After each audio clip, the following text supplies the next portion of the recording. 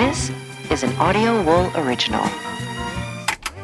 This episode of Frightday is brought to you by Spring-Heeled Jack Coffee. You need great coffee. Jack delivers. Visit springhieldjack.coffee. Hey guys, thanks for listening. If you'd like to support us, go to patreon.com/frightday. Hey, Byron. Yes. I need you to be 6 feet away from the microphone. Oh my where you God. are. Come on. It was just a precautionary nose swab. No, it's what the CDC says. I'm an integral... They don't know if it can travel through electronic.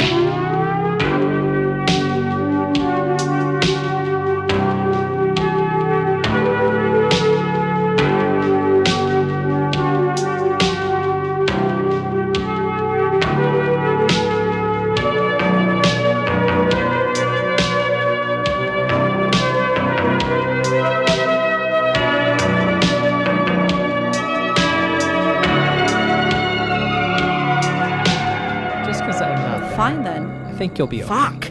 Why are you so stressed out? What's going on? At least wear a mask. I'll wear a mask. Sounds like it might ruin the show, but it is Frightday. I'm your host, Byron. When bodies start piling up in a small Utah ski town, it's most definitely only a human serial killer. No matter how animalistic the attacks, never mind the forensics, and we'll talk about how if you disagree, you're absolutely fired. Tonight, as we review Jim Cummings, The Wolf of Snow Hollow. And over the last 3 weeks, believe it or not, you've been listening to Rational, Kelly. Tonight we're off the rails. It's Göbekli Tepe in Advanced Ancient Civilizations, Part 3 of this week's edition of Kelly's Cryptids and Conspiracies. I'm joined tonight by Kelly. Is this 3 or 4? I think you're right. I think it's 3. Oh, gosh. October? And Sam. Hey, here. guys. There he is, right there. He's been getting his 19th degree from the University of Sarajevo, but Dr. Sam's back for this evening. Taking a quick break. I just got back from a road trip, actually, just a few minutes ago. Where'd you go, man? Well, I went out to the middle of the woods to deliver some, what do we call those, SD cards, so you could be heard. Oh, yeah. Thanks, V. But I'm back. The sleeping bags have been rolled up, campfire extinguished. What a fun time that we had at Camp Frightday, the first ever. Total blast, not lying, because we're recording this ahead of time. Okay, I was going to say, am I supposed to really fake it, or can I be honest and say that it hasn't happened yet? Not yet. We are recording ahead of time a little bit. Camp Frightday happened a couple days ago. How do you think it went? I like the part where there was that kind of large man in a mask that, speaking of sleeping bags, he picked up that camper in the sleeping bag and smashed them back and forth until they were mush.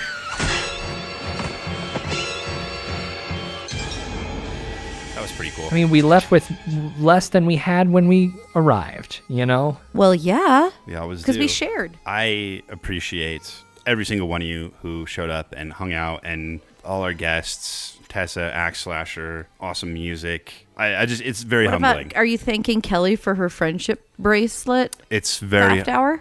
It's very humbling, the people who did things that weren't shitty friendship bracelets. You know what's really good, Byron, is you've got somebody to listen to your serial killer thing that I'm boycotting. I'll just beep out the negative stuff you said about it. Well, everybody's going to know that I'm going to be negative about it. You don't need to boycott it. It's Girl Scouts. Yeah, I don't...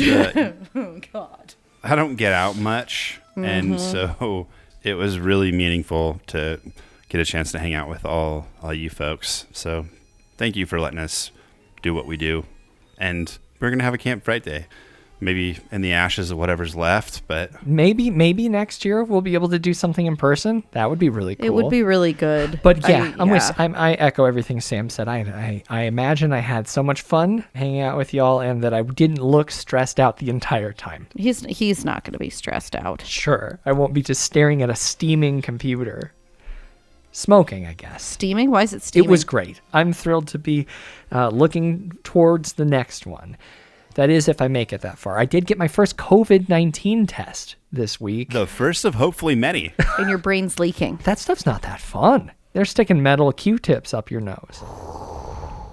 But yeah, I did it for you guys because I didn't want to be out. They're metal Q-tips? Well, thank you, buddy. What would we call this? No, not everyone has. Where did you go for this? Was it Was it behind the furniture warehouse? Sam, you just got off the phone, well, I guess off the Zoom with someone. Yeah, I did. I don't know when it will have aired at this point, but... You guys and your time is making my head hurt. We just had an awesome talk with Melissa White, who is currently, well, depending on when this airs, has successfully kickstarted an independent comic called Nightmare. It's a horror comic centered around Black and brown women navigating, PTSD, recurring nightmares, ghosts, demons, monsters, everything that a growing person needs in order to be properly freaked out and hopefully entertained. It follows Lucinda Badia as she realizes her recurring nightmares are in fact alternate realities that she can visit.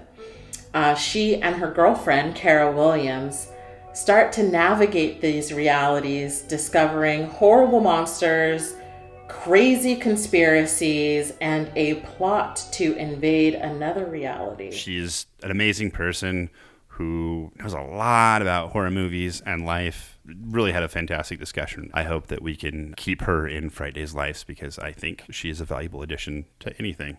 So thank you, Melissa, for your time and a great talk. Yeah, absolutely. Search Nightmare #1 Reloaded on Kickstarter or Melissa White, Malissa. I mean, I can say for one thing, Sam and I finally started watching the, oh my God, Lovecraft Country. It's time for staff picks. Oh, wait, no, that's not staff picks. Well, okay. It's really fun, I think. I love it. It's also got Jussie Smollett's sister in it. Interesting. Who should be She's real good. wait on her own merits and is fantastic. And plays a character that's... She's a badass. She's so cool. Letty's really, really great. One of my normie friends watched that show and then texted me like 4 episodes in, said, "This is scary." And I was like, yeah, it's a horror show. And she's like, I had no idea. What? I don't know. Oh, man. Apparently there's something with an elevator. Pretty Yeah. cool, actually, I think. I really enjoyed it. I did not read the novel, so I can't compare the two. But to me, it feels like it's reclaiming horror from Lovecraft. Yeah. Because he was such a racist piece of shit. Horrible but white he supremacist. But also is foundational to any sort of weird fiction or horror that we like today. So I don't know. I think it feels important to look at the gross roots of the things that we have today. And I think that Lovecraft Country is doing a really cool job of that. Also, it's fun. And you know what's kind of interesting to me about it is it's not an anthology, but it almost like each Monster of the Week kind of yeah, deal. because like each episode has very different types of horror involved, I would say. Like you've got a like straight up monsters, and then you've got a possession, and you've got ghosts. It's very interesting. Wow. I mean, it's one of those things that's been on my radar. I just haven't had time to really start any new horror series, especially now. Seems like every station, how am I like 100 years old? Every network has like 5 new things they're dropping all the time, plus they're streaming exclusive stuff. I did start something just a few hours ago. On Peacock Plus now? Yes, exactly. No, this was a little bit more simple than that. It's Amazon Prime, and it's The Boys. I'm a little late to the game. Everyone loves The Boys, and I see why now. Not necessarily horror, but very dark. This is a mean superhero show. That's what I've heard. I really am excited to watch it, actually. I can guarantee I'm not going to get to it until after Halloween. No, probably not. But I'll be like splicing it in between my Hallmark Christmas movies. Well, season 2, I believe, just completed airing, and I heard it's just as good as the first season. So I'm excited to be ripping through that. And of course, Haunting of Bly Manor. Did you start it? No.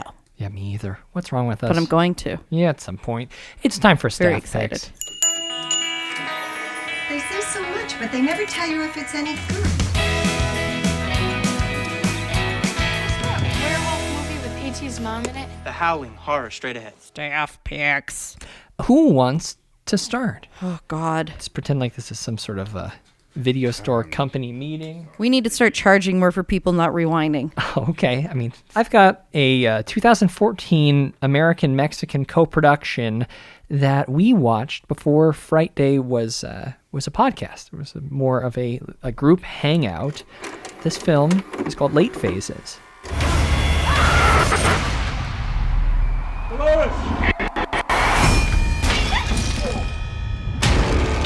None of the neighbors saw any sign of this assailant. It's just an animal attack. This has happened before. Attacks like these happen all the time. Please, stay in your house, keep the doors closed until we sort this out, okay?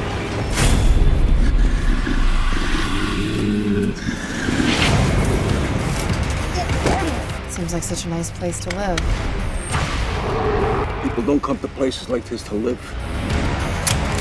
They come here to die. Can you make silver bullets? Yeah. Can you do silver shotgun shells?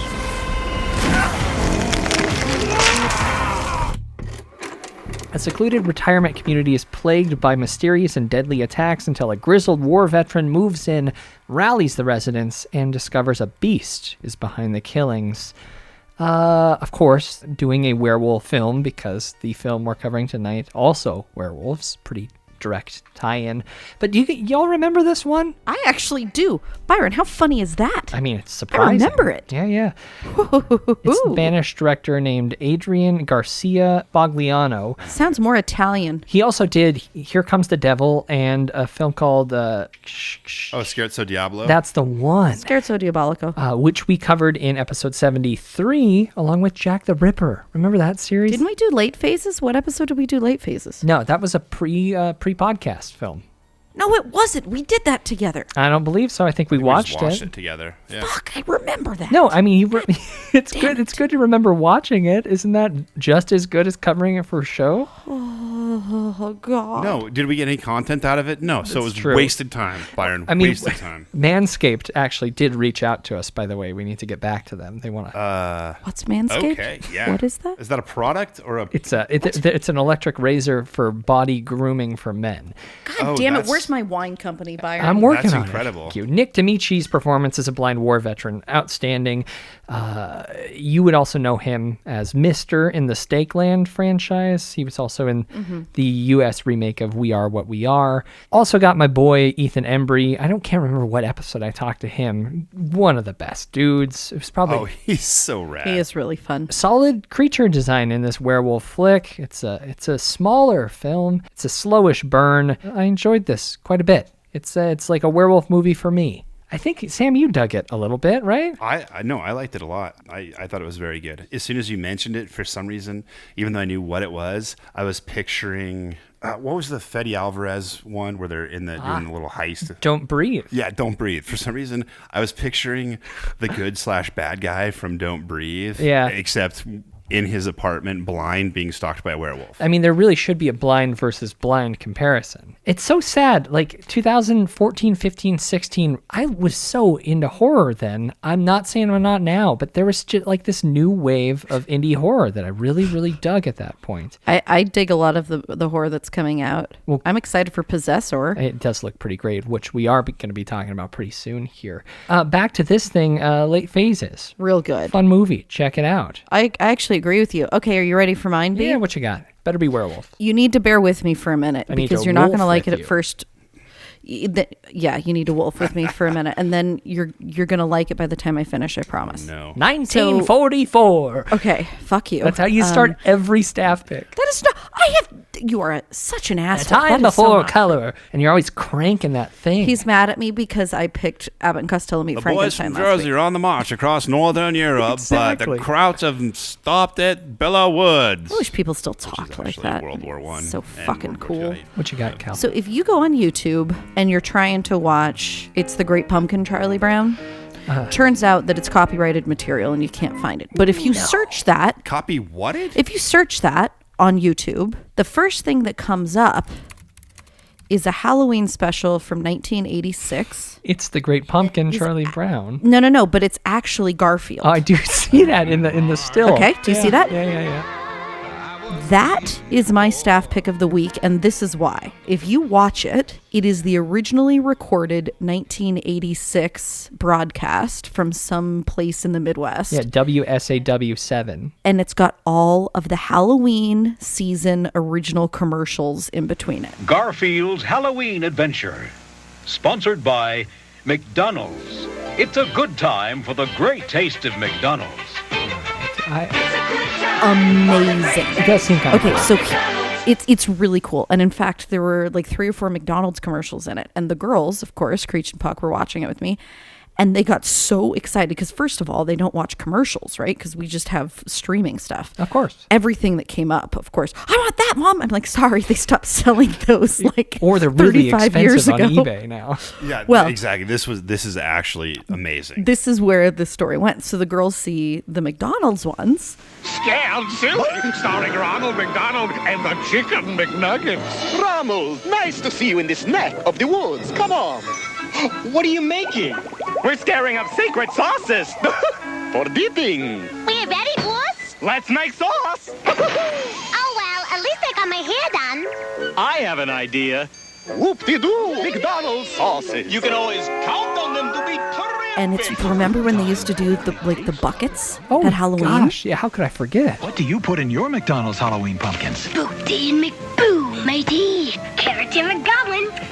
Golden McPumpkin, partner. Now you can collect one of 3 different pumpkins with the purchase of every McDonald's Halloween Pumpkin Happy Meal. What you put in them is up to you. Okay, so the girls obviously become uber obsessed with these buckets. Mm-hmm. Mom, do you think they still sell Happy Meals in those sometimes? And they were crushed to find out that that doesn't happen anymore, though apparently it did as recently as 2016. Interesting. So then for the next 2 days, Sam and I were combing around on eBay and like 12 other places, and we have now spent too much money ordering like 8 of the 1986 McDonald's pumpkin buckets. Like I called my mom.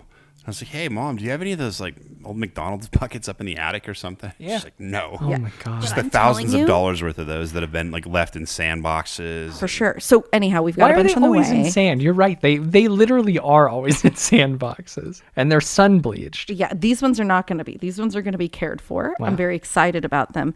But I highly recommend watching this Garfield episode because the commercials are just incredible. Like there's a great Wrigley's Spearmint Gum commercial. Puts a sparkle in your eye. There are lots of anti-drug commercials that are really funny with like old actresses that nobody knows who they are now. If you enter the world of drugs, there's no exit. The best way to stop is never to start. You got Snuggle. And then Sam told a story about the Snuggle Bear. Scary. Apparently you used to be able to ship off to get Snuggle Bears if you shipped enough proofs of purchase. Wait, what? They would send you a Snuggle Bear? Yeah, you needed, and it must not have been very many because I can't imagine we would have had very many of the proofs of purchase. And they would send you like a promo Snuggle Bear. I did that, and then they were out of Snuggle Bears. So instead, they sent me. They sent you the bear with like the shit on his butt. Yeah, that's the Charmin. The Charmin bear. Yeah, same company, Procter & Gamble. Gross. No one wants that bear. So they sent me Wipey Bear. It was sad. Gross. That's awful. No, but they actually did send a different teddy bear, and I feel like there might have even been a note from Snuggles about how he hoped I would like his friend just as much, but he couldn't be there. Something like that. Wow.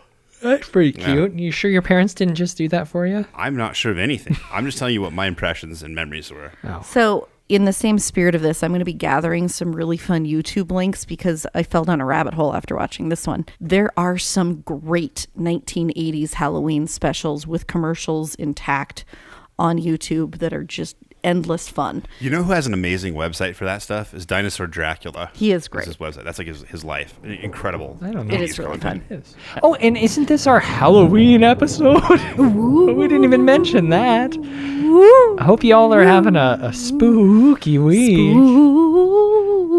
Lightning, thunder. Yeah, this is exciting. Sam, have you watched anything made for adults? For adults? Yeah. No, actually, honestly, we've been watching Lovecraft Country. And he's been watching some Gobekli Tepe specials with me. For some reason, I found myself today sitting next to Kelly, and she had like a YouTube documentary going on the TV and a different YouTube. No, maybe it was Amazon Prime. Anyway, 2 different documentaries about this bullshit going on 2 different devices. It's like dueling at the same banjos. time. It was great. Simultaneously, same time? Yep, it was great. In this week's edition of Sam's Cryptids and Conspiracies. Don't you do it. Don't you do it. Cummings, cryptids and conspiracies.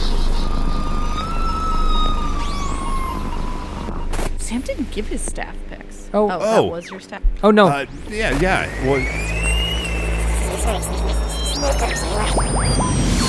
so I actually did. You know how once in a while there's something that you think that you're reasonably on top of, whatever it is, hobby genre. Mm-hmm. So there's a band called the Lillingtons from Wyoming. Byron, are you familiar? I'm not, no. The Lilliputians? The Lillingtons. They started in 1995. They're a pop punk band. Mm-hmm. And they kind of went on later to morph in some form into Teenage Bottle Rocket. Oh, okay. They are amazing, amazing pop punk. Fat Mike from Fat Records and No Effects says that one of their albums is one of the 30 most important records that Fat has ever released.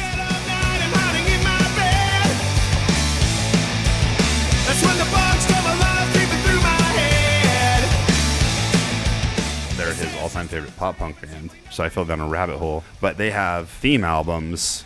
Their most recent is called Stella Sapienti.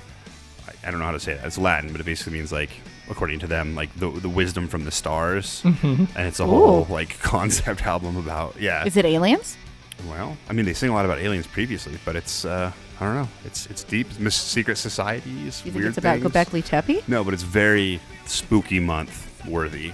Anyway, the Lillingtons, check them out. Really kicking myself because they used to, being from Wyoming, growing up in Montana. I bet they played at least Billings a million times. They did. Billings and Great Falls, it sounds like. Ooh, topical. Well, yeah. I mean, Eastern Montana, just, that used to be my touring circuit, too. Whenever we would play Wyoming or, North or South Dakota, you got to get to Billings, too. Terrible place. Why wouldn't you go the other direction? Because those kids come from everywhere to see music. Some of the best crowds, like Casper, Wyoming, Sheridan, Wyoming. Yeah. Miles City, I feel like had I known that they were around, in 1996, that would have been a positive thing in my life at that point. Wow. The Lillingtons. Check them out. Check it out. I like that. Fabulous. Well, yeah. Me? Now? Kelly's not, I mean, you want me to say it? Are you going to say something nice? Well, you're going to say the catchphrase that usually kicks off your segment. Next on Captain Kelly's Cryptids and Conspiracies. Did we give... So I'm gone for a bit and you give Kelly a segment? We all know the whole show's her segment. In this week's edition of Kelly's Cryptids and Conspiracies.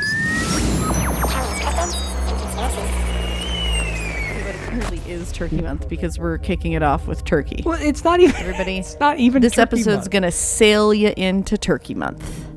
Just gonna be that nice, gliding, gentle bridge.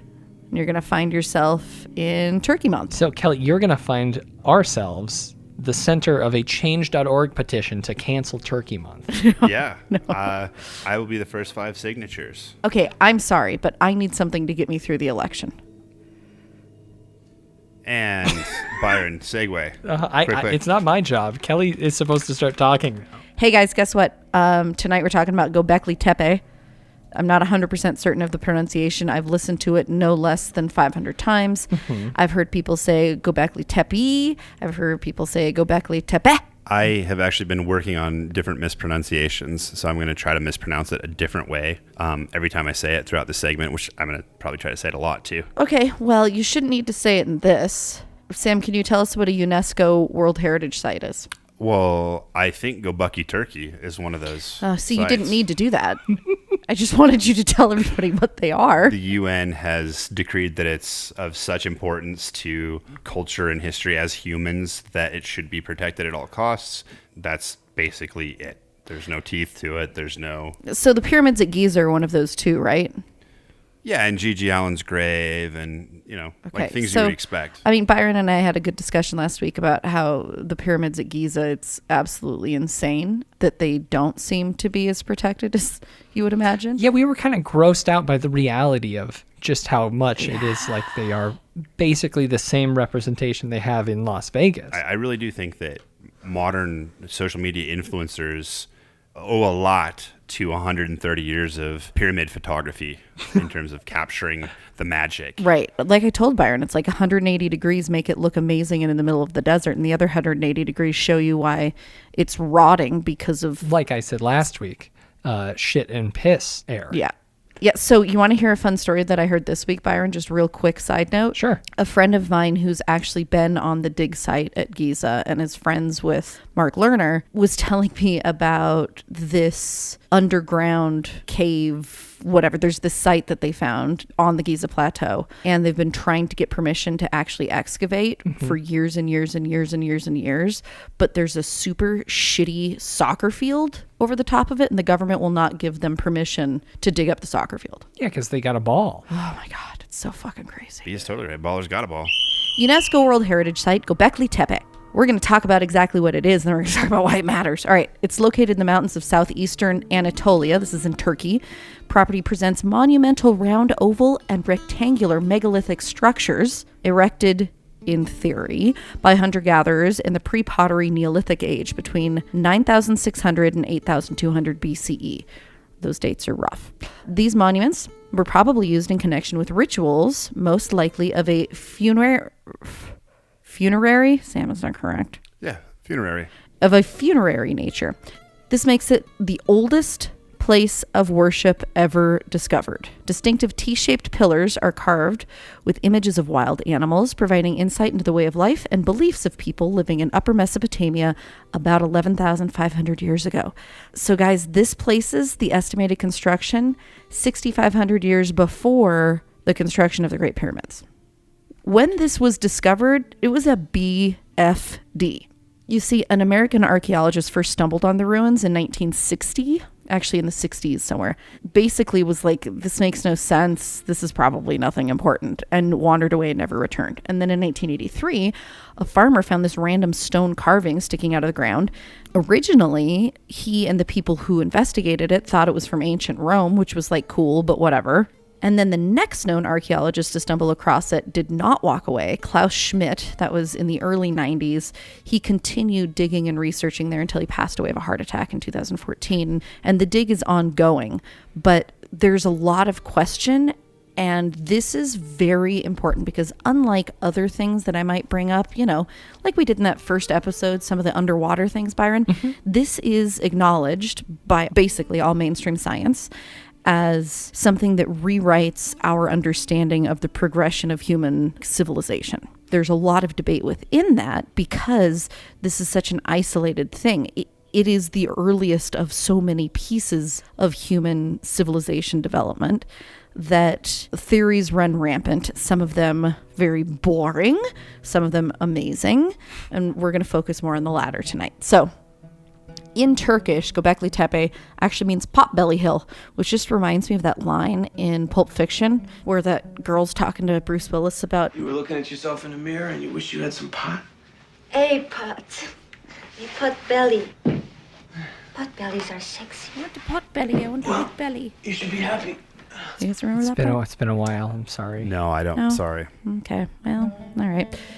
According to the UNESCO page, Göbekli Tepe is an outstanding example of a monumental ensemble of monumental megalithic structures, illustrating a significant period of human history. So we've got these T-shaped pillars that are carved from adjacent limestone on the plateau. It's up on this big hill. You could see it from all around. And you can see it in the show notes of this episode of Frightday.com. Oh, we're going to have so many things. In fact, in a little bit, Byron, we're going to go to some aerial drone shots of it that we're going to walk through together. Great. This is the first time we see specialized craftsmen, even perhaps hierarchical forms in human society. There is so much more to discover because guess what? Only 5% of it has been excavated. Thanks to LiDAR and other things, that they're able to see that there is so much more there. But unfortunately, like Egypt, it is in a part of the world that isn't exactly super stable. And so we have some of the same issues with a lot of people getting kicked out, and there's not a ton of funding for it. We're learning slowly, but every year there's more interesting information that comes out. Again, like in the boring hard facts, we know that this was likely the first domestication of wheat right by the Potbelly Hill. That's where we developed our gluten intolerance. I knew you were going to do that. They all got just like super whiny immediately after that. Ground zero, yeah. So this is the highest point of an elongated mountain range again, making it a pretty natural landmark. However, it's really far from water, so it doesn't make it a good place for like a settlement. And they don't think that it was necessarily a settlement because there aren't any traces of daily life. There are no fire pits, no trash heaps, no water at all.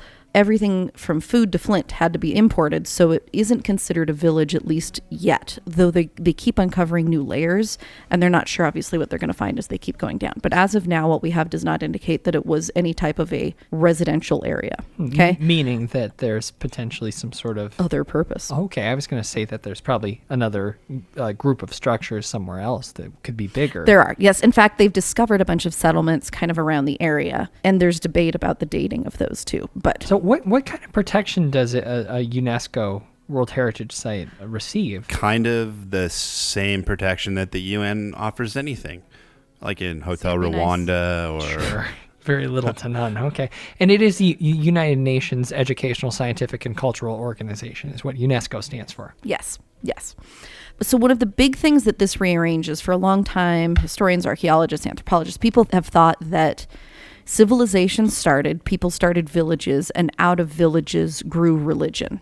And this, because of the dating, this supposedly emerged when everybody was still hardcore hunter-gatherer mode, okay? No extra time for extracurriculars like God. Well, but there must have been, because this is some type of a temple by most accounts. I mean, we don't know, but that's what most of the experts are saying.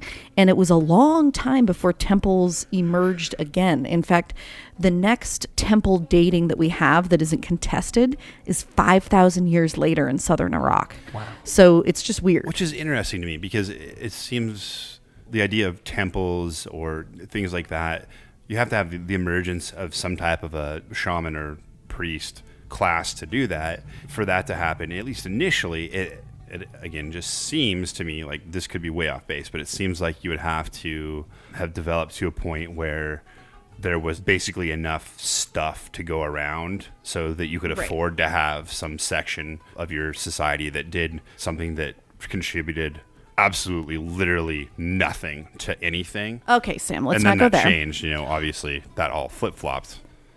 Here's what's interesting. This area, though it wasn't near water, it was believed to be a pretty fertile area for like hunting. It's actually still a place where gazelles migrate twice a year, and it is thought to have been for years and years and years and years and years. So they thought that there was probably pretty plentiful hunting here, which may be one of the reasons that they were able to chill there for longer periods of time and set up something like this. But before this, the walls of Jericho were thought to be the oldest monumental construction by man. They are actually... Terrible band. They were started at least 1,000 years after Göbekli Tepe, possibly even farther after Göbekli Tepe. So this is a pretty incredible place. Whatever mysterious rituals did happen there suddenly stopped around 8,000 BC. We aren't entirely sure when the construction began, because with each layer that they unveil, that date keeps getting pushed further and further into the past. Mm-hmm. As of now, they're almost up to 12,000 years ago. 10,000 BC is about what they're saying now, so and they being like there's a layer, the consensus. There's a layer that's literally 2,000 years older as they go down. Yes. Wow. They do know that everything ended 8,000 years ago, and this is one of the weirdest things about this place. The entire site was buried very deliberately and all at once. Whoever was there buried it. It wasn't like they just abandoned this place and said, okay, like whatever, we've got cooler, newer gods. They buried it, which is the only reason it's my next album title. Yeah, that's my motto as a Captain Kelly. Man, that is 100% of the time. That's what pisses the elder gods off. Which is what happened, and we're going to talk about that too. The reason that it's as preserved as it is because it was buried, but we have no idea why they buried it. In recent years, researchers have uncovered evidence that the temple might have been created to worship the star Sirius. You got to be kidding me. Yep. Sorry. All right, you guys, stick with me here. Stick with me. This is the stuff you and Sam are going to start getting excited about. Get ready. We're still talking factual stuff. I'm going to get into the spooky fringe in a minute. 3 human skulls have been found so far. Tons of animal bones, like tens of thousands of animal bones. Well, I mean, like that's our backyard. Big fucking deal. Okay, listen to this. These skulls have incisions that were made deliberately and not by animals. There's evidence that they were defleshed after dying. And one of them even has... Can we use flensed? Shut up. One of them even has a hole that was filled with red pigment, which supports the idea that there may have been some really weird rituals or even a skull cult on the site. And in fact, there are carvings that depict headless humans, people carrying skulls, and there are even statues that are headless. Pretty cool, right? Oh, these guys were rad. Right. I'm interested now. But we have no idea why it was built. We have no idea who exactly built it. We have no idea why they buried it. And we have no idea when it began. So we've got a lot to speculate on. And you know how well I do when there's lots of room to speculate. It's my favorite place to be. That's been a great place for us as a society when there's not enough information. Okay, so at this point in time, I'd like you all to ignore Sam. And I'd like you to go to the link in the show notes of this episode at frightday.com. That starts with thetravel.com. We've got some really cool photos of Göbekli Tepe from drones, and most of these have been taken in recent years. Ooh, do you have any of the, sorry, are you going to have any of the LiDAR? I'd like to see that. Oh, Sam, you should pull up a LiDAR, and you should submit that to Byron so that we can use it. I love it. That's a great idea. If there is. Oh, yeah, there's lots of LiDAR footage out there of it. So just kind of showing the scale of it, also showing how close people are able to get to it and why it's not terribly surprising that there has already been some pretty significant looting. You can see... We need to get over there if we want to be able to get any of it. If you read some of the earlier press releases about Göbekli Tepe, they're talking about 3 different circle enclosures that had been found. They've now found 20. And again, just to repeat, we're 5% excavated. 5%. Wow. And they found 20 circular enclosures. And the estimate is that each of these enclosures would have taken a minimum of a year to build. This was likely an equal effort to the time that was put into the pyramids. Yeah, these are incredible. I've kind of got to the bottom of the whole Göbekli Turkey thing. Okay, yep. Tell me about it. So I actually talked to Zahi Hawass, and it turns out that Egyptians built Göbekli Tepe about 2,000 years ago. So Göbekli Tepe. Yeah, he mispronounced it when I asked him. Okay, so cool pictures. Sam's going to have some LiDAR imagery that he's going to send Byron to use in the show notes of this episode as well. You guys, boring theory. It was just some hunter-gatherers, started a cult of some sort, worshipped something, built it, that's it. Obviously, we're kind of just going to leave that one in the dust for tonight. Yeah, skull cults at the time were actually pretty popular. Yeah. People loved carrying around skulls, human or animal. They just thought it was fucking rad, and I agree. Yeah, I think that's one of those things that's going to come back. Yeah, okay. So, by many accounts, there's some of the carvings that have something to do with the sky. Some people also believe that the arrangement of the structures, kind of like Stonehenge, has astronomical significance. So, with that in mind, there are 3 primary theories about what those sky relations, if they're real, might be all about. Sky Theory 1. This is the rebuilding, rebooting mankind theory. And it also is the connection to worshiping the star Sirius. Okay. 2017, a pair of chemical engineers made headlines when they claimed that they were able to connect animal carvings on Göbekli Tepe's pillars to the positions of various groups of stars in Earth's sky many millennia ago. All right. So this was a paper published in the journal Mediterranean Archaeology and Archaeometry. I've never heard of archaeometry before. It sounds like geometry and archaeology. I like that because I like math. And there are some really cool geometric things here, but some equilateral triangles and whatnot. The guys in this peer-reviewed journal article, just going to throw that out there. Is that what the journal is called? Well, no, it's a Mediterranean Archaeology and Archaeometry journal. We should actually start a journal that's called the peer-reviewed journal. Okay. And then any fucking Captain Kelly's peer-reviewed journal? Any crank can submit and say that they were published in a peer-reviewed journal. Okay, that's actually a great idea. Let's do that. Byron, write that down. No, I'm looking for the domain, of course. Okay, of course. Thepeerreviewedjournal.com. Yeah. No, .org. We want to be .org. Okay, well, so they argue Pillar 43, which is kind of the central figure of controversy, all right? We've got all of these hundreds of different pillars, but Pillar 43 has some interesting stuff carved in it.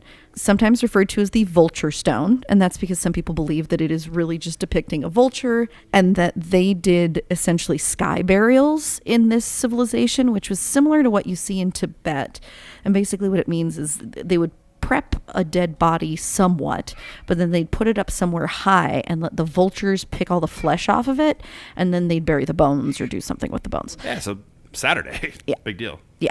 But these guys in this peer-reviewed journal article, they believe that this pillar is actually depicting a catastrophic comet strike that happened 13,000 years ago, immediately before this was constructed. All right.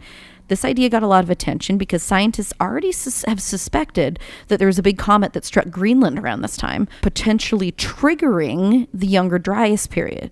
Now, I'm sure you guys have heard the Younger Dryas event mentioned before. It's thrown around a lot in certain fun circles. That is not proven, but it is an interesting theory. And it's one of those theories that's actually purported?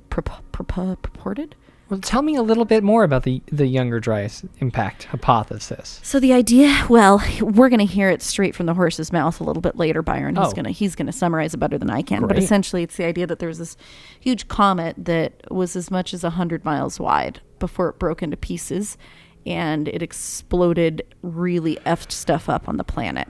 According to this paper, and I quote, "It appears Göbekli Tepe was, among other things, an observatory for monitoring the night sky." This is Martin Sweatman, a chemical engineer at the University of Edinburgh, and the study's lead author. He also said one of its pillars seems to have served as a memorial to this devastating event, probably the worst day in history since the end of the Ice Age. Terrible day. This is one theory, that it is depicting this comet. The other theory is that it is actually depicting the star Sirius because this group worshipped the star Sirius, and it is a star that was worshipped by future civilizations, though again, kind of like we talked about, there isn't another verified temple for like 5,000 years. There's not another verified like worshipping of Sirius for a long ass time, but perhaps this was the origin point of that. Here's one of my favorite theories, and this comes from somebody. A lot of you are going to be pissed off that I'm using him, but you know what? I have done 2.5 episodes on advanced ancient civilizations without playing Graham Hancock's voice, so the time has come. Of all the work I've done over the last quarter of a century, the reason I felt I had to do it, I mentioned Göbekli Tepe. We talked at the beginning of this discussion about Plato's Atlantis story. And how he said that Atlantis went down 11,600 years ago. 9,000 years before the time of Solon. That's 11,600 years ago in our time. That's the date of the foundation of Göbekli Tepe.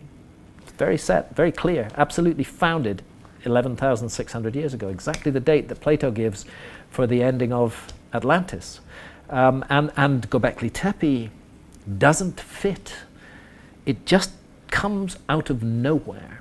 Out of nowhere. We understand a site like Stonehenge. Makes perfect sense. It's about 4,500 years old, Stonehenge. We know that it was centered in an agricultural community which generated surpluses. Those surpluses allowed labor to be freed. You could fund people to become astronomers or architects or engineers. They didn't need to be producing all the time. So we can understand the social and economic context in which a huge megalithic site like Stonehenge emerged. Go to Göbekli Tepe, you're 7,000 years earlier. The entire area prior to the appearance of Göbekli Tepe is inhabited only by hunter-gatherers. There's no agriculture whatsoever. They haven't built anything ever. And then suddenly, without any background or any preparation, appears this huge megalithic site, which is incredibly sophisticated. Turns out, because a large part of it's still under the ground, seen with ground-penetrating radar, that the whole site is actually 50 times bigger than Stonehenge and 7,000 years older. So how do we account for this? Did a group of hunter-gatherers in Turkey wake up one morning, magically inspired, that they suddenly knew how to cut and quarry stone, move blocks weighing in some cases up to 50 tons, create gigantic stone circles in an area with no water, involving bringing a labor force and organizing that labor force and feeding and watering them, to create the world's first perfectly north-south aligned building, which involves accurate astronomy, to do all of that, and at the same time to invent agriculture, because at the same moment that Göbekli Tepe pops up, suddenly agriculture appears in that same region of Turkey. It's obvious to me that that wasn't a group of hunter-gatherers who woke up one morning suddenly equipped with the skills. What we're looking at is a transfer of technology. This was the survivors of a lost civilization. They already knew how to create megaliths. They already knew how to do agriculture. They settled amongst a hunter-gatherer people who they may have reached out to before. They settled amongst them and they created this project. And this project was to restart their civilization.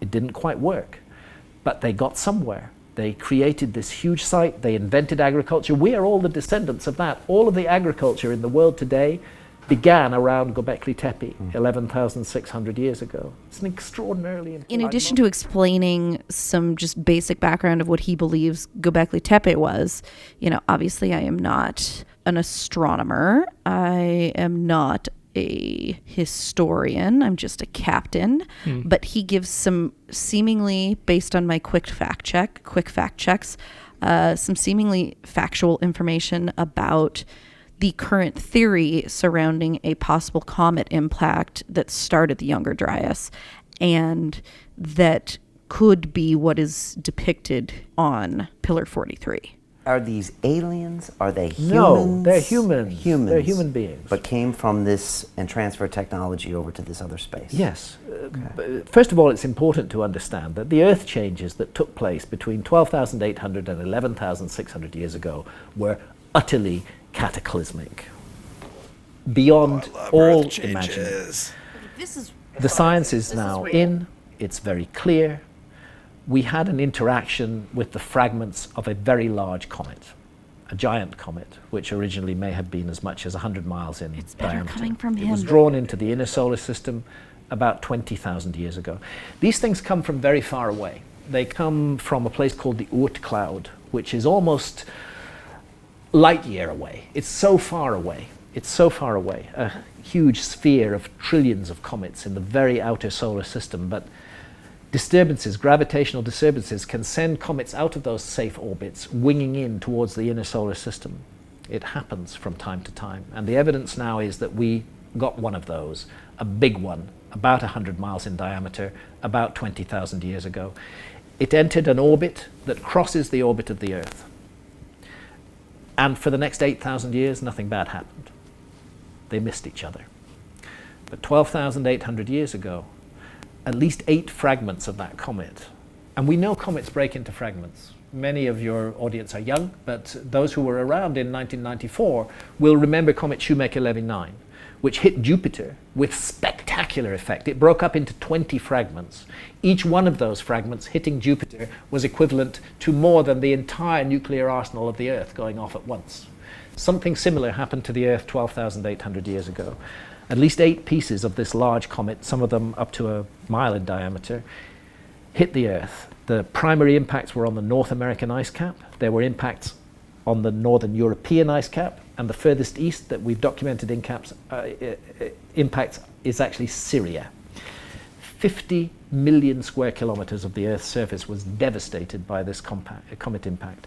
Sea levels rose rapidly, and the Earth's climate plunged into a dreadful deep freeze that lasted 1,200 years.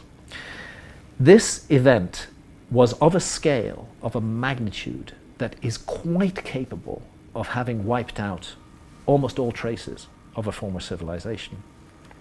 And that's why I think again about what Plato had to say, and I think also about our civilization. So we got this really fun fellow, Dr. Sam, and I'm going to mess it up, but it's like, I don't even want to try his last name. It's a Serbian last name. He's born in Bosnia. Isn't Bosnia part of Serbia? Does it technically count as part of Serbia? Just dig in. Sam was really worried that he was going to be Croatian, and I was calling him Serbian, but he's really Serbian. What they teach us in schools is the theory of evolution. Before we were primitive, and with the time we were developing more and more. We were becoming more intelligent, technologically advanced, and so on. So we were capable of carving and shaping bigger and bigger blocks. Here is opposite. So the theory of evolution does not really apply here, because the biggest pieces and the most impressive piece, years of his work, he realized that this place is a temple. Now, what is a temple? According to the dictionaries, temple is a place where people do their religious or spiritual ceremonies. according to the mainstream science, spiritual ceremony means you do the process of sacrificing, or you bring certain stuff to the gods. So he's a fun guy in an Indiana Jones hat, and he has these really interesting theories about Bosnian pyramids, which at some point we're going to need to cover. But he's also dabbled in Göbekli Tepe. He's written a couple of books, and one of his books is available online. Self-published, or? I mean, I'm pretty sure. He has a fun website that basically just posts his books, it would appear. So fun. That sounds like the funnest website. Yeah, so Dr. Sam Osmanagic, PhD, and he's got pictures, and the title of the book is A New Archaeology, Megaliths and the Energy of the Planet. So his theory is that Göbekli is actually an ancient energy device. And Whoa. he Hold has... tight. Like, how? Was my big question. With vibrations. It doesn't make a lot of sense. Okay. The crystals that used to be there are gone now, but... I mean, it really doesn't make a ton of sense. Here's what I can tell you. This is a quote from his book. On the megaliths, numerous carved motifs can be seen of wild animals and anthropomorphic figures. These are exclusively wild animals, hyenas, boars, etc., but dinosaurs can also be seen. Now, this is the first place I've heard mention of that. Okay, so I really love to go down crazy things. I am not going to go down the crazy thing that I think dinosaurs and humans created were living at the same time. Okay, but he says that there are pictures of dinosaurs on these. The motifs related to humans show hands with long, thin fingers. What else do we know that has long, thin fingers? Grays. Say grays. Grays. Sloths. Very good. And are similar to the fingers beneath the stone heads on Easter Island. I was thinking about this, Byron. I feel like we did like a 2-second thing on Easter Island forever ago. Have we ever done anything else on it? You'll have to give me a sec to check, but I don't know. We need to do that at some point. Obviously not now because we've done ancient forever, but like in a couple months we need to revisit Easter Island because that one's so kick-ass. No Easter Island to my knowledge. Dr. Sam also says that on one megalith, there is a metal question mark. I'm not sure how you can see from a stone carving whether something is supposed to be metal or not, but a buckle in the area of the waist. So basically he's arguing that we've got people with buckles and long, thin fingers. Pilgrims. Yeah, something. It's a book worth reading because he has this idea that there were ancient energy systems. I mean, it kind of resembles... we've heard some pretty interesting out there people talk about like being able to flip on these energy centers across the planet. It's like ley lines and shit like that. Or like the buried ancient Martian civilization factories in Total Recall. So here's kind of a summation of his theory. Archaeological methods of the 19th century must give way to interdisciplinary scientific study of the mysterious ancient sites around the world. Researchers of this new age must become deprogrammed from the chaff imposed by the educational system and become open to new ideas. Their study should include the spiritual, energetic, and healing aspects of the sites. Megalithic constructions have been built on places with energy potential. They have amplified the natural energy flow. Ancient builders were more familiar with our planet than we are because they lived in harmony with it.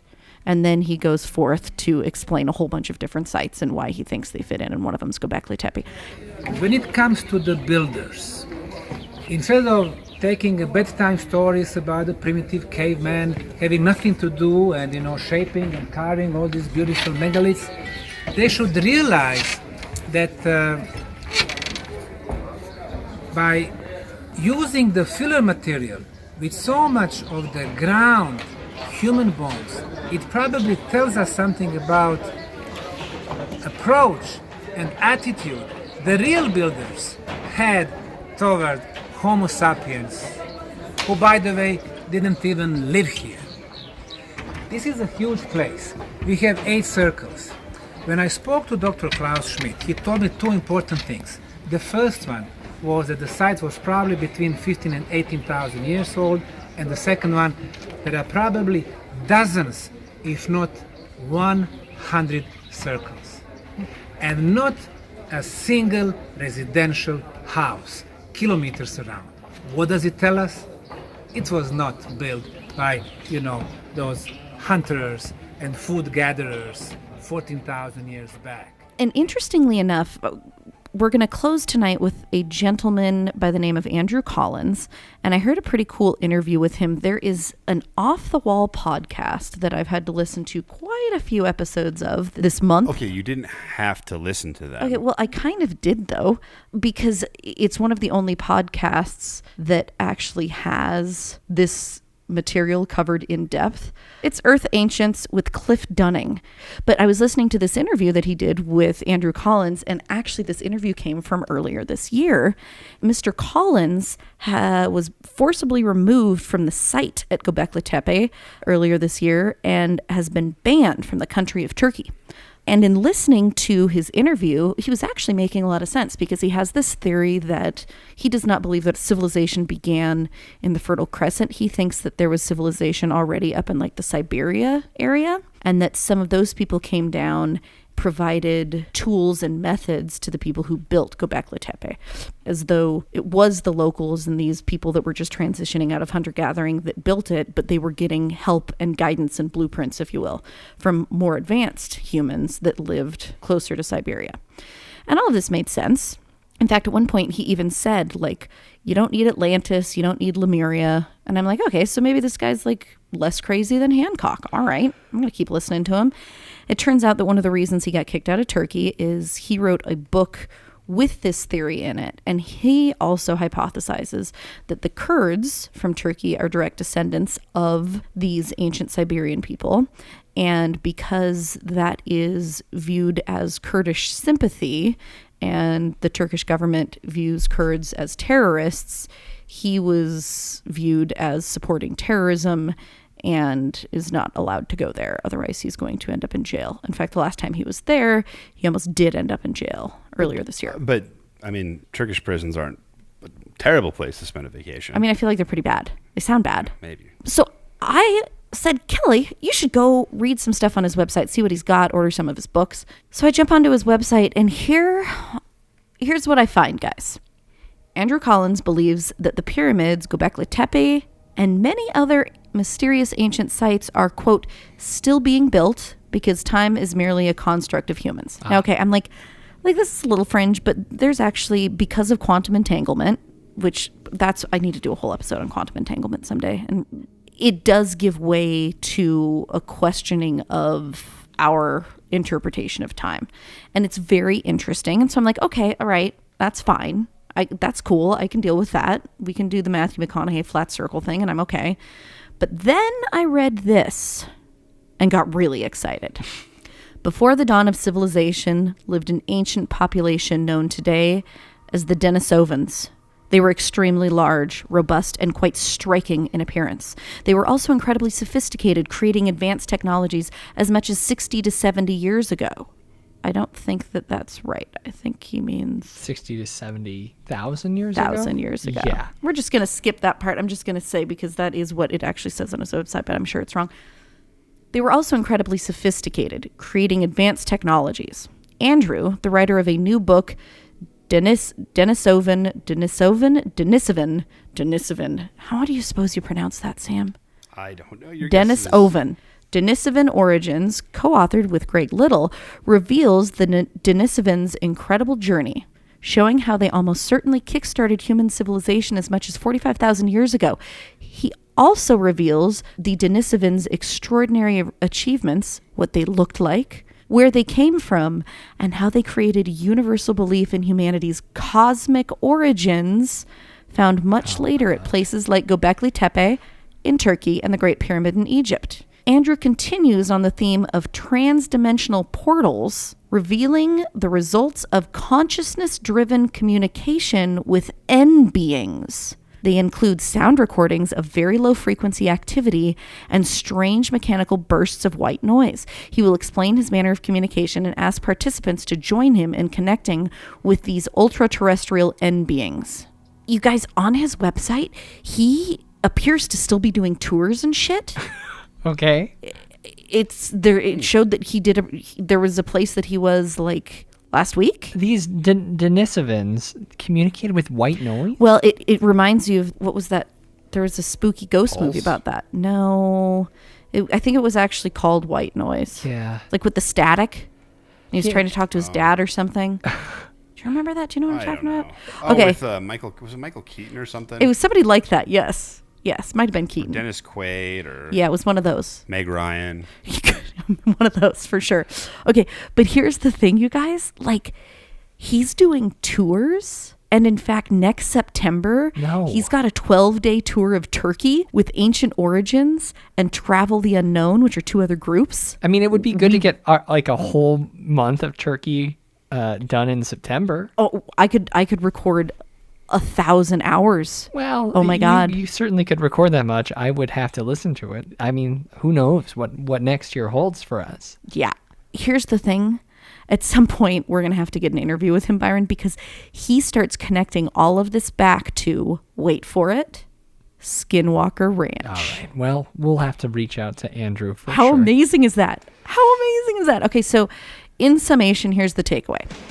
Andrew WK was the head of the Watchers / Anunnaki. He cloned himself, and in 2021, he will be rebooting the energy supply, emerging from Göbekli Tepe and 12 other ancient megalithic energy structures around the world. Wait for it. I don't doubt Andrew WK. I think that could easily be it. Probably is. He's probably all of the Watchers that these people are talking about. He's the ultra-terrestrial end beings that Andrew Collins is communicating with. We'll have to do Andrew WK as a behind the screams, because I don't think we could be taken seriously as an investigative podcast if we...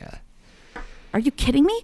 There's some very serious investigative podcasts that have covered it. All right, well... So guys, can we save enough money? I actually need to check and see how much this trip is going to be. I really, really want to go there next year. Can we please go there? Is it going to be... okay, here's how much it is, guys. No, I'm just curious if it's someplace within our home. $4,225 a person. Okay, so we need to save some more money. Because that doesn't include plane tickets. Oh, God. But I think we could make it happen. That's what? Just like him holding our hand as we walk through a... You guys, we get to go to the Blue Mosque, the Hagia Sophia. Yeah. We get to go see the Whirling Dervishes. I've always wanted to see the Whirling Dervishes. And we get to go to Göbekli Tepe. Kelly. Except that he's been kicked out of the country, so I don't know how that's going to work. That all sounds wonderful, but I couldn't imagine doing it with that nightmare of a person. Especially if he has to wear a fake beard or mustache to get into the country. Okay, so you know what's really funny? Then he just gets arrested for being Sacha Baron Cohen. You know the interview I was telling you about? No. With he literally asked him that. Come on. I swear to God. Kelly, thank you so much for that report. You are so welcome, you guys. I mean, Göbekli Tepe. I actually have an interview set up to talk to somebody. I don't know if it's going to come through or not, but to talk to somebody who has done research on site at Göbekli Tepe. Yeah. One of the Turkish men that my sister's been in love with at some point. Okay. So that's exciting. Yep. You know what else is exciting? Werewolves. Any opportunity to talk about werewolves. Doesn't happen often enough. Diggity, diggity, doggity. Okay. Gross. Reviewing The Wolf of Snow Hollow.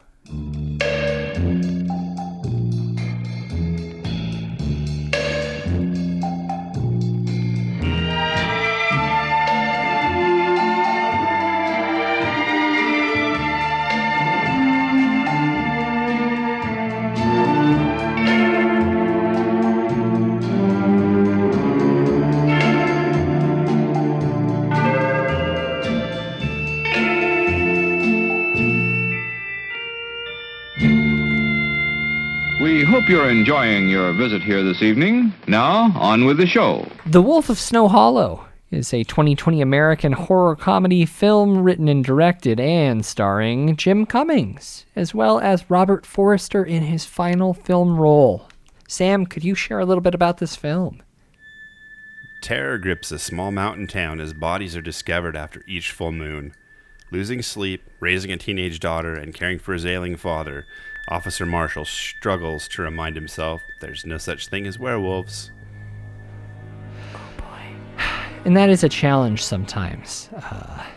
And we'll talk about that in a second. I have to tell myself that whether or not the moon is full. Jim Cummings.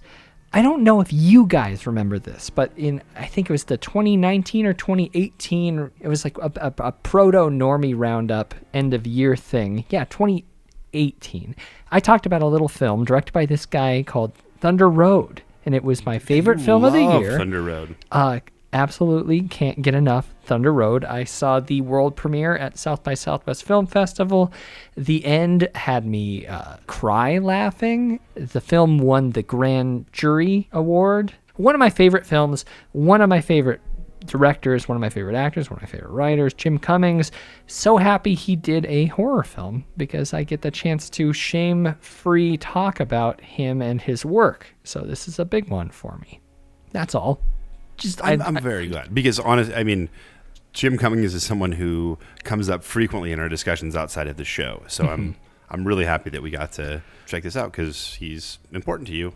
And also, the movie was fun. Well, and he's just a genuinely good guy. Before we dive too much further in. Yeah, Tell me why. Sell me on it. So, well...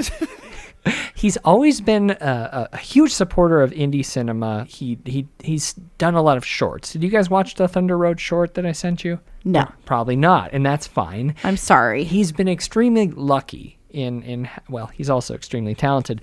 But after the reception of his film Thunder Road, he goes out of his way to help up-and-coming filmmakers. Like March 6th, just after South by Southwest got canceled, he tweeted, "Help me support the filmmakers who no longer are going to be having their world premiere at South by Southwest due to the city of Austin's fight of the coronavirus. Please send me your film's info and I will signal boost your efforts. My love to all of you and I'm so sorry. Long live South by Southwest." And then the next day, he said, "To the creators with projects at South by Southwest 2020, please let me know if you ever need a screening room in LA for distributors or press. We're hosting free screenings in our theater for any and all accepted filmmakers. Love you all."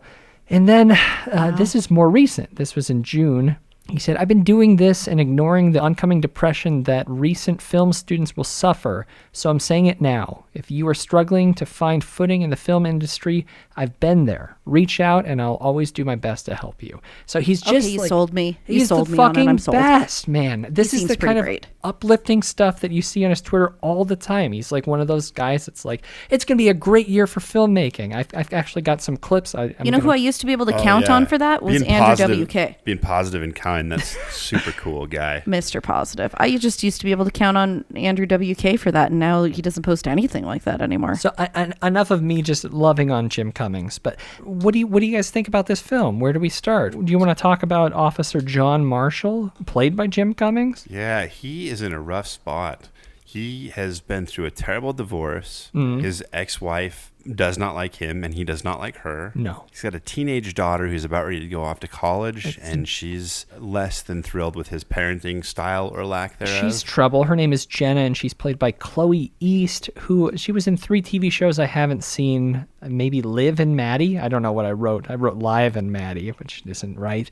Ice, and then a show called Kevin Probably Saves the World. But yeah, she's good. Yeah, everyone in this film's good. Jim Cummings plays John Marshall, who kind of runs this small town sheriff's department, even though his dad is technically still the sheriff, but he's older and he's not doing very well. Yeah. And he's balancing all that along with recovery from alcohol. Yeah, he's not doing so well with that. Yeah, it's tough. We're kind of watching this slow unraveling. I think the first scene we see is him leading an AA meeting. Yeah, he's...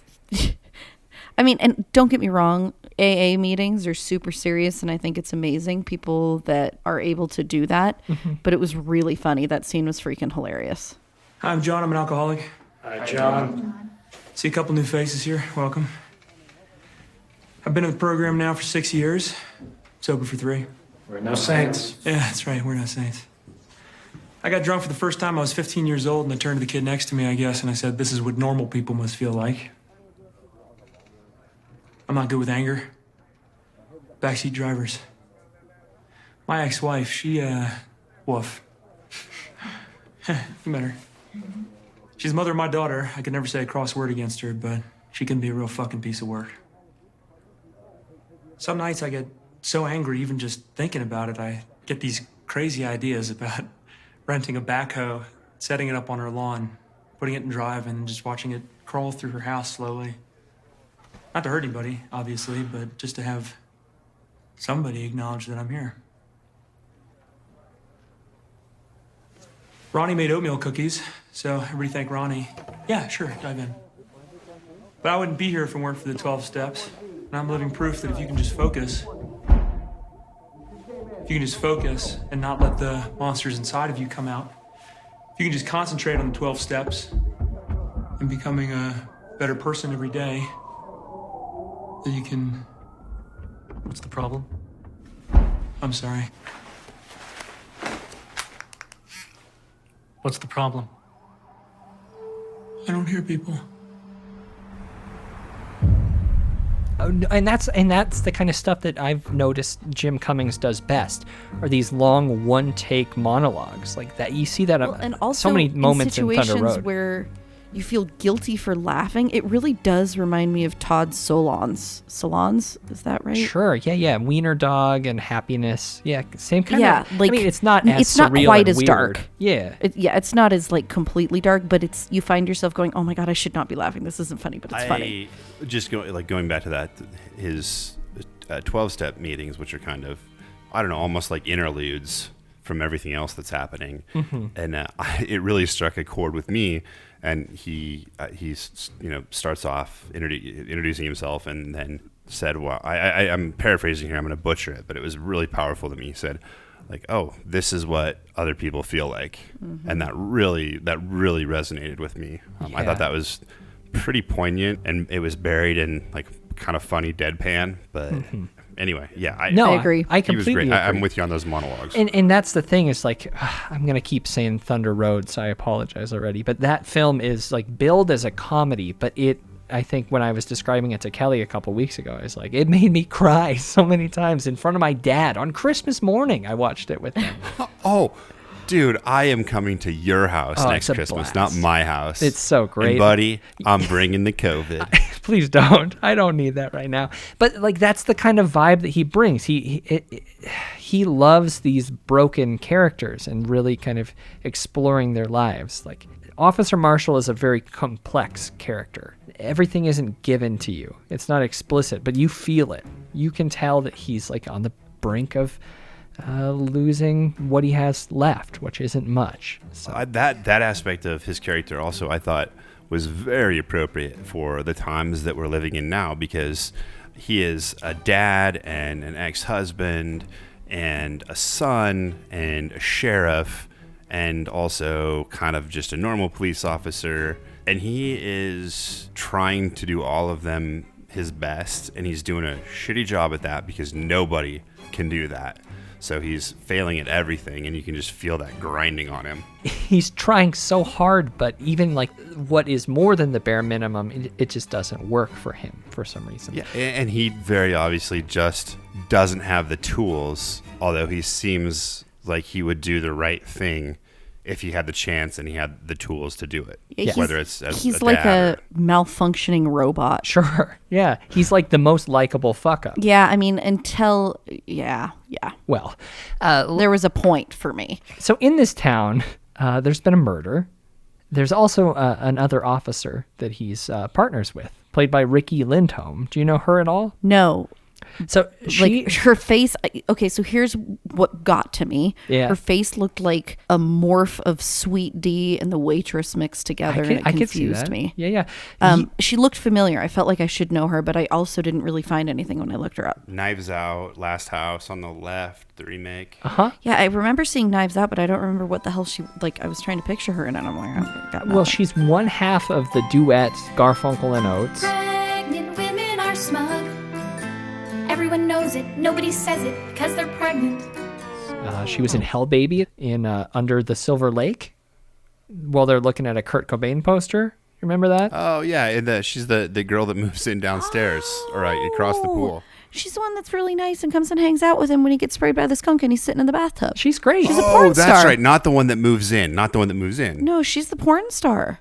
No. Well, no, she is. She seems to be like a porn actress. That seems to be what she's doing. And they come together to investigate a murder in, PJ Palfrey, played by Jimmy Tatro. Yeah, I think that's how you say it. Do you know that? Did you watch the first season of American Vandal on Netflix? The mockumentary about people who are drawing dicks on cars? No. It's amazing. Definitely did not. This guy plays a total bro that's getting railroaded. Did somebody figure out a way to make money off that? Listen, it's a really good series.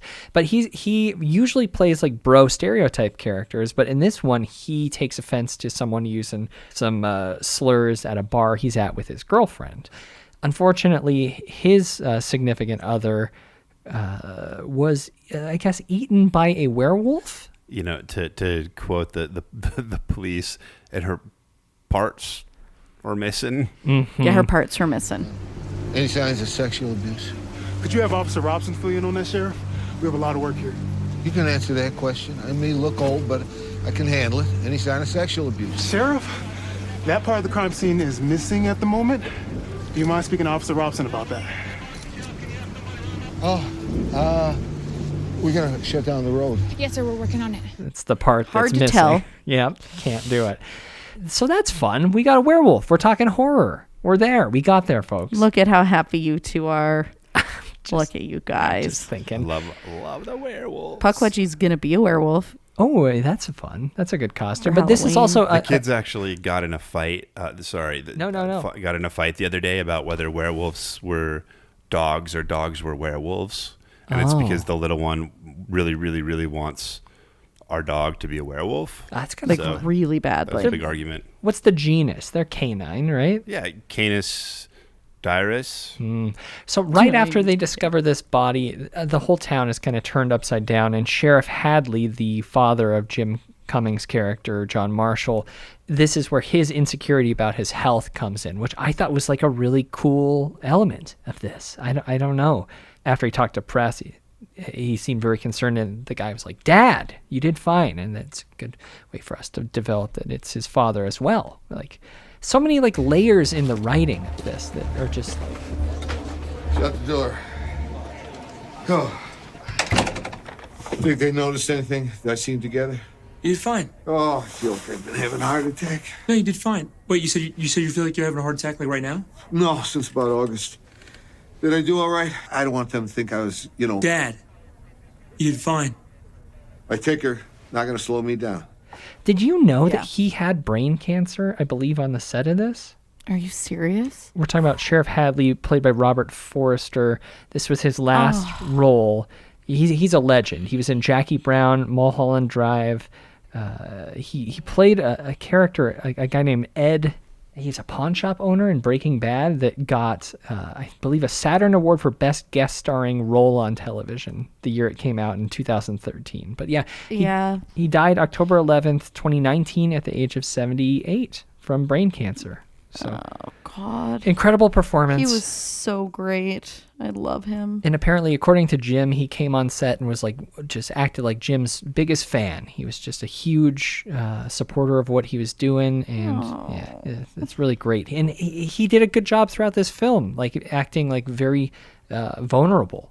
I think it was a really cool performance, especially for being his last. God, now I'm depressed.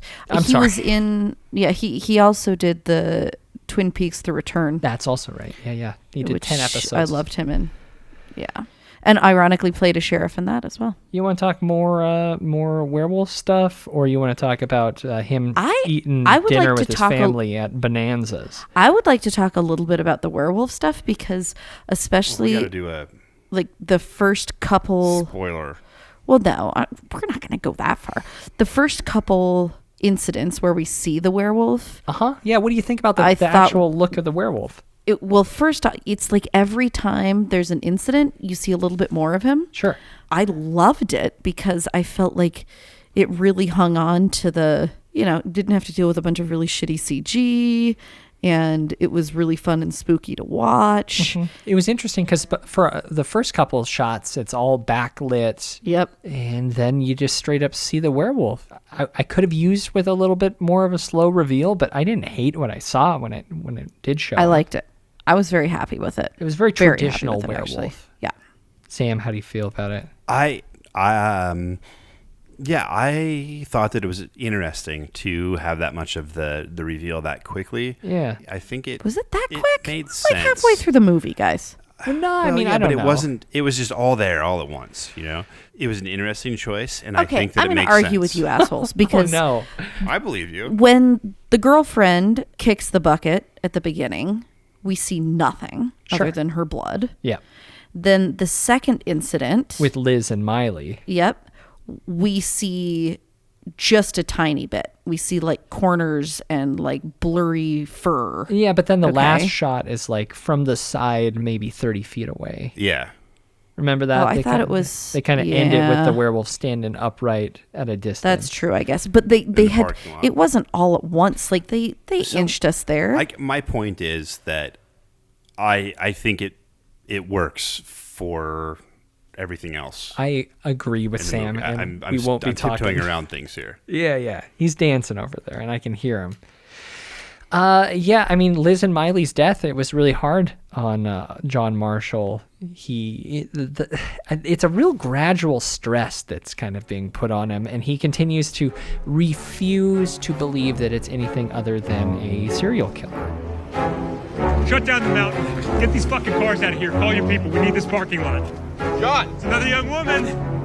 John, they're saying that it's a big bear, big jaw. No, it's a man. When do I get to be right about something? The canine's lower mandible. That's what they're saying. Get him on the phone. I'm not listening I got to him on the phone. I'm telling you what they're saying. Hey, you can't park that here.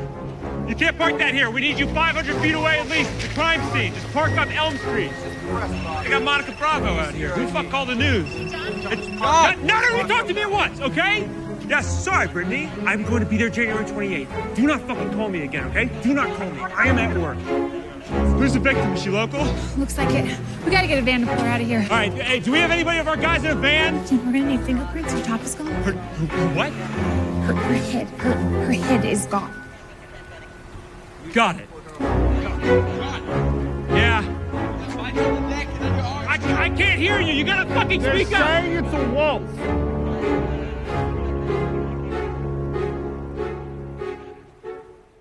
Even though there's like, I mean, wolf hair. A lot of evidence. Oh, yeah.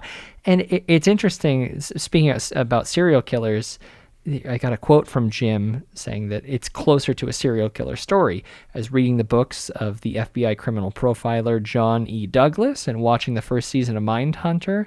I read every book by Douglas. He was the one who inspired The Silence of the Lambs. That author, Thomas Harris, hung out at the FBI Academy in Quantico, and Douglas played recordings of serial killers. It was one of the first serial killer movies that was inspired by John's work, talking about Silence of the Lambs, which apparently was a reference of his. I thought I could do a horror movie in the style of Zodiac, but as a comedy. And it's kind of structured that way. That seems, I mean, like, yeah, that that's is kind of really appropriate. funny to arrive at. Like, Yeah. that Zodiac's good. What if I made this funny and with a werewolf? Exactly. All of the monologues and sequence editing, it feels Fincheresque, though it's almost like Danny McBride style comedy. Oh my God, that's funny. I could actually see McBride doing some of those super sarcastic rants at coworkers. Yeah, which, I mean, continue to get turned up as he goes. Like, he is just I so felt frustrated. Yeah. But his poor female coworker, my God, that was painful. Yeah. If I were her, I would have slit his throat in the first half of the movie. I mean, don't need to threaten physical violence, even though he... No, but you would have to. Yeah. With him. Yeah. As things kind of spiral for him, he begins having his drinking problems, and I thought that was a really... there was one scene involving him blacking out and then falling down onto his oven. The oven door. Which, I mean... It was hilarious and awful. Yeah, they did did a really good job of like making it like kind of shocking, funny, and then like it wasn't really funny, you know, because his life is falling apart. Like, it went from being just slapstick physical comedy to being just like, in about 1/10 of a second. Yeah, and I mean, even a scene with his daughter, the "You're scaring me" bender was like really kind of fucked up. Okay, I'm okay. Just let me lay down up here for a minute. Just let me lay down up here for a minute. No, you have to. Just let me lay down here for a minute. Dad, come on. Okay. Please. Okay, I'm coming. I told him I'd catch him and I didn't. I looked him in the face and I told him I'd catch him and I was drunk. Just go to bed. Please just go to bed. Don't tell me to go to bed. I don't need a parent. 39 years old, I'm stuck in Summit County being a fucking asshole. I am an asshole. Orphan. Please just go to bed. You'll feel better in the morning. You're just depressed, I promise. That father's face. You're scaring me. Just go to bed. Go to bed. Yeah. This movie goes there. That's what I mean. That's what I mean by the happiness vibes every once in a while. Sure. It's interesting because he's not writing within a genre necessarily. He calls it a horror drama comedy, and I think that's really exactly what it is. Yep. Super spooky. Yeah. It's a really, really interesting movie. Are there any others? We aren't going to do spoilers, are we? No, I think because I mean honestly, I freaking love the third act. It was really great. I don't want to. Yeah. I think people should watch it. You. Is there anything else you want to cover? I do think it's interesting. Someone in an interview was asking about tonal balance, which is what we were just talking about, and he responded, "I did it the same way I made Thunder Road. I made a podcast of the screenplay. That way I could do That way I could do all of the dialogue and stage direction and then put in the music and sound design. I did all of this in Utah after moving out there 2 months early before the shoot.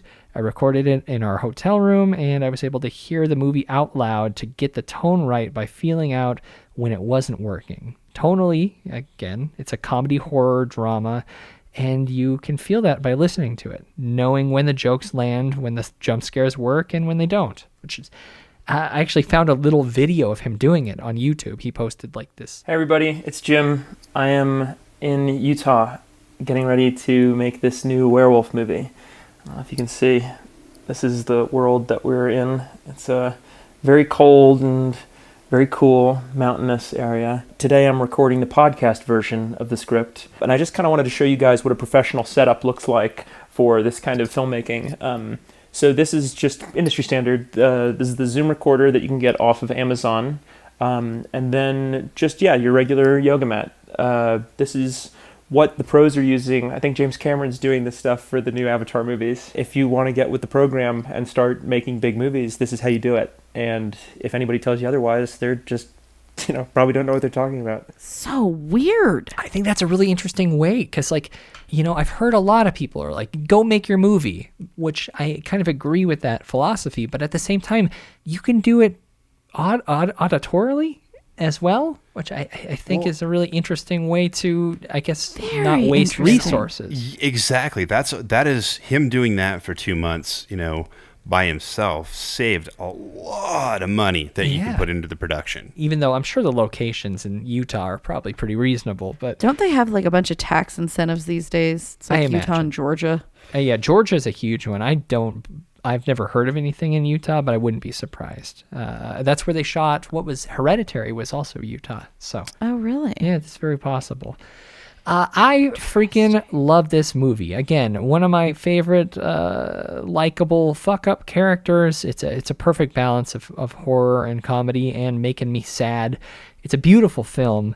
It really does have something for everyone. And Jim Cummings, I don't know if I've sold everyone yet, but he's the best indie filmmaker there is. He's the nicest guy, and he does the best work. He's a great writer. You've kind of sold me. Amazing actor, director, and person. Do you know anything about the next movie he's doing, Byron? The Beta Test? Because it's up and in pre-production according to IMDb, but there's no synopsis or anything. I don't know anything about that, but I did see that. I mean, for all those reasons, I got to give the Wolf of Snow Hollow 9.0 spilt some things in a drink. This was a very strange movie. I like werewolf movies. It's kind of one of those exceptions to the slasher rule for me. Like, I don't mind a slasher if it's a werewolf at the helm. It's less annoying to me than just a rando. So that was really fun. I have to say that one of the most uncomfortable movie-going experiences I've ever had was watching Happiness. But for some weird reason, this movie brought back, only since it's not as overwhelmingly awful, depressing feel guilty for even watching it.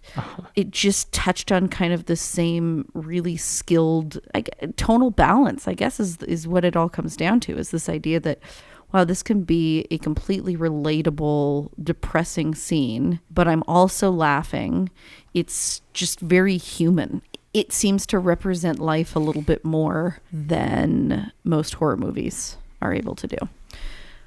It was really fun, and I'm really glad that you pointed out where I recognize the amazing, calm, kind female Julia Robson officer, because she really was great in Under the Silver Lake, and we should probably watch that at some point too. You've seen it too many times. The show. You've seen it a lot. Yeah. I know there's a lot to it, though. I got to keep unpacking. For all of these reasons, I give The Wolf of Snow Hollow 7.0 gulps of mouthwash. 16% alcohol, by the way. It was awful. Yeah. This film was very unexpected and great in a lot of different ways. I wasn't really sure where it was going, both because I think there were some fun twists, but also because the tone is just so tough to pin down, and there are a lot of those moments where you're laughing and you're just like, I feel so bad for laughing at this. It was great. I think it was a great werewolf movie. I thought it was a really good representation of a guy struggling to keep the important things in his life mostly, I think is what it was. And for all those reasons, I give The Wolf of Snow Hollow 6.8 missing parts. And those are our thoughts on The Wolf of Snow Hollow, which is available on VOD now. Check it out, and once you have, let us know what you thought. You can hit us up on Twitter or Instagram at Frightday. You can leave a comment below this episode in the show notes at frightday.com. You could send us an email, contact@frightday.com.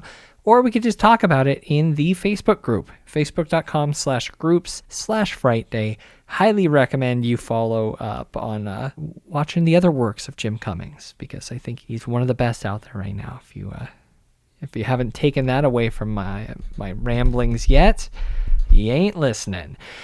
But if you like listening to our show and want to help us make it even better, grab something spooky at shop.frightday.com. The spooky season, I hope it's been a good one for you. It's almost over, but it doesn't mean you can't be spooky year round. We got all kinds of great stuff. T-shirts, pins, patches.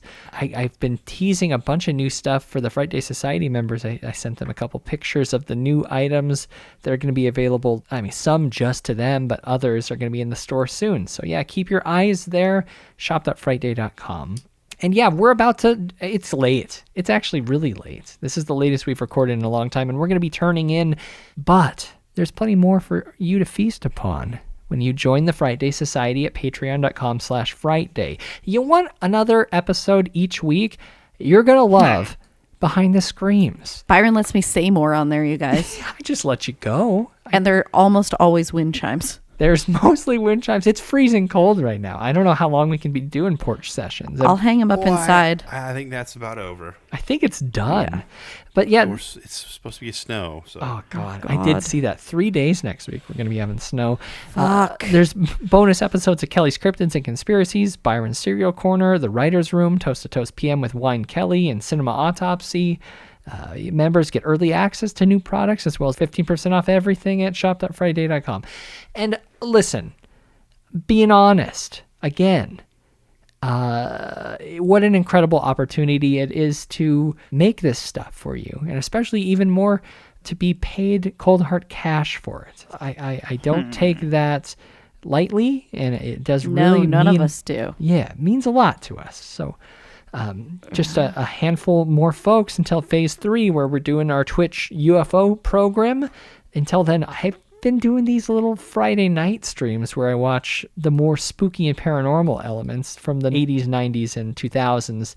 We just did a stream on Friday of Alien Autopsy Fact or Fiction, the broadcast that aired on Fox. Oh, so good. Oh, God, so good. It aged well. I mean, I was telling Byron today that whole experience for me is the most I've ever related to the character of Ralphie on A Christmas Story, because I was really into the X-Files at the time. I watched it with my dad, and I was so excited when this was coming out. The X-Files, didn't it? Yes, right after one of the Friday. episodes. Yep, and I was so excited because this was like peak Art Bell years for me. And I'm like, this is going to be amazing. And it comes on, and it was just like reading Be Sure to Eat Your Ovaltine. I'm like, are you fucking kidding me? Well, of course this isn't real. This is the dumbest thing I've ever seen in my goddamn life. Like, who thinks this is real? Or is this it real? So bad. Could be real. Twitch.tv/Frightday. That broadcast should still be up there. So check it out. If you missed it live, you can go there now and watch us watch that. Yeah. Patreon.com/Frightday. Join the society. Most helpful of all, you could leave us a review on Apple Podcasts, Stitcher, or wherever you listen to this podcast. That's the best way to get us in new ears and up charts. You guys, this has been quite the night. Kelly, are you done with? Are we done with Ancient Advanced Civilizations? Can we not commit to being done or not done? I mean, who knows? But next episode is the beginning of November, so it is. I'm not sure. I found something to do for Frightday too, Byron. For Camp Frightday, the thing that was over? Yeah, it's a UFO sighting in the 50s by a scoutmaster and 3 Boy Scouts. I'm doing Girl Scouts, you're doing boys? Yeah. This is going to be great. Girl Scouts get killed, Boy Scouts see aliens, tomato. Just 3 killed and dumped in their sleeping bags in the middle of the road. It's bad. And raped. Yeah, they were raped. Did you read into it? No, you told me that when I told you that I was boycotting. Rolling past the spooky season, Kelly, where are you going to be until next episode? Oh, you can find me getting ready for Camp Frightday. Nope, Camp Frightday's that'll be over by the time people get this. You can catch me getting ready for Turkey Month. All right. You can find me at Kelly Frightday on Twitter, or you can email me, kelly@frightday.com. How about you, Sam? I am going to be nursing these mosquito bites. Good. And trying to wash the campfire smoke out of my hoods and masks. Masks? Well, yeah, because... Oh, because the COVID? I don't know. No, I meant like murder. Mask. Friday the 13th. I don't know. It was stupid. Sam, I don't think it was stupid. You can get me at Sam Frightday. Sam at Frightday. Sam at Frightday.com. Yeah, that's your email address. And I'm at Byron McKoy on Twitter and Instagram. Byron at Frightday.com. That's my email address. And until next Frightday, where we're going to be reviewing Possessor. Yes. I'm Byron. I'm Kelly. And I'm Sam. Stay